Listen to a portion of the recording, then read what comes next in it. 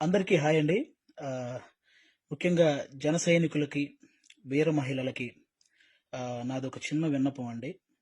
నేను ప్రొఫెషనల్‌గా కమెడియన్ అయ్యుండొచ్చు గానీ, పర్సనల్‌గా 80% మార్కులతో బీటెక్ కంప్లీట్ చేసి, ఈ సమాజం మీద, రాజకీయాల మీద, అలాగే వ్యక్తుల మీద, విలువల మీద, అన్నిటి మీద అవగాహన కలిగిన ఒక వ్యక్తిని నేను కూడా.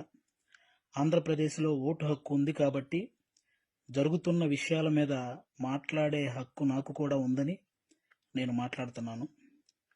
అంటే జనసేనకి 24 సీట్లు అని అనౌన్స్ చేయగానే చాలామంది పవన్ కళ్యాణ్ గారిని తిడుతున్నారు. కొంతమంది అలుగుతున్నారు. కొంతమంది అసంతృప్తి చెందుతున్నారు. ఇంకొంతమంది అయితే మోసిన జెండానే కిందేసి కాలుస్తున్నారు. ఇంకొంతమందయితే వేసిన స్టిక్కర్స్‌ను లాగేసి పీకేస్తున్నారు. ఇవన్నీ చూసి నిజంగా మనసుకి చాలా చాలా చాలా బాధనిపించింది. ఒక్కసారి ఆవేశంతో కాకుండా మీ ఆత్మ సాక్షిగా ఆలోచించి చెప్పండి. తనను నమ్ముకున్న ప్రజలను కానీ, తనతో నడుస్తున్న నాయకులను కానీ మోసం చేసే వ్యక్తిత్వం పవన్ కళ్యాణ్ గారికి ఉంటుందా అండి?